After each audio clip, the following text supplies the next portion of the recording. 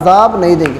پھر اللہ کے نبی نے فرمایا کہ اس میں سے ایک بندہ وہ ہیں جو پیشاب کے قطروں سے بچتا نہیں تھا۔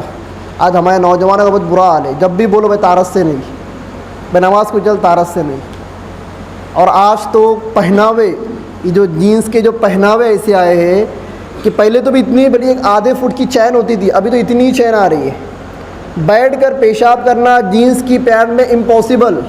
کوئی بندہ مجھے ایسا بتاؤ، کوئی نوجوان کھڑے ہو کر کہ میں جینس کی پینٹ میں بیٹھ کر پیشاب کرتا ہوں اور میرا کوئی قطرہ بعد میں نہیں گرتا۔ کوئی بتا سکتا ہے نوجوان جو جینس پینٹ پہنتے؟ بتا سکتے؟ میں نے تو بہت بندوں سے پوچھا، میرے دوستوں میں، انہوں تو نہیں بتایا۔ بیٹھ کر پیشاب کرے بھی تو جب کھڑے ہوتے ہیں نا تو 10 12 20 قطرے گرنا ہی گرنا ہے۔ پتہ چلا جینس کی پینٹ میں تم بیٹھ کر ایسے پیشاب کر ہی نہیں سکتے کہ تمہارے سارے قطرے نکل جائے باہر۔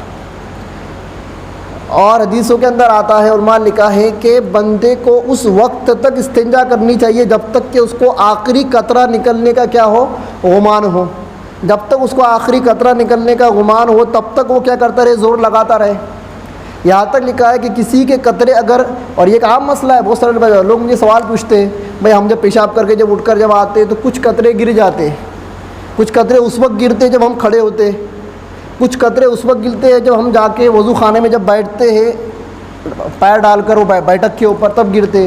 کچھ بندے ایسے ملے جو کہتے ہیں کہ جب ہم وضو کر کے چلے جاتے ہیں امام صاحب کے پیچھے جب رکوع میں جانے لگتے ہیں نا تو تھوڑا زور لگتا ہے تب قطرے گرتے۔ تو بھائی گرو گے نا، تم پہناوا ہی ایسا پہنتے ہو کہ مکمل قطرے باہر کو نکلتے ہی نہیں۔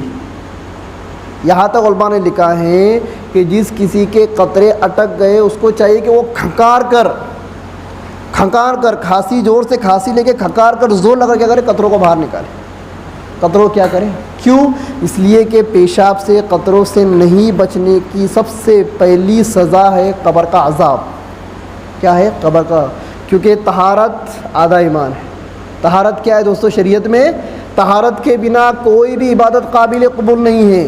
یہاں تک علماء نے لکھا ہے ایک بندہ نہر میں نہایا، نہر میں نہا کر باہر کو آیا، باہر آتے کے ساتھ ابھی اس کا پورا بدن گیلا ہے، اس کے پورے بدن سے پانی کے قطرے ٹپک رہے ہیں، اور اسی حالت میں اگر اس کی ریح خارج ہو جاتی ہے تو اس کو واپس سے وضو کرنا ہے۔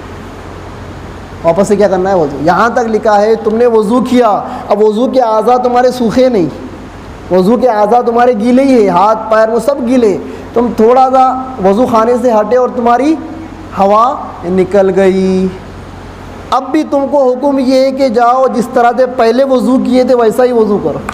اب کوئی عقل کا پجاری یہ کہے کہ ارے ابھی تو چہرے کا پار ہی نہیں سکا، داڑھی میں خلال کیا تھا وہ قطرے ٹپک رہے، اب کیا لاجک وضو کرنے کا؟ اس کو یاد پہن لیتا ہوں۔ الاسلام طہور، اسلام پاک ہے، اور پاکی آدھا ایمان ہے۔ پاکی کیا ہے؟ آدھا ایمان۔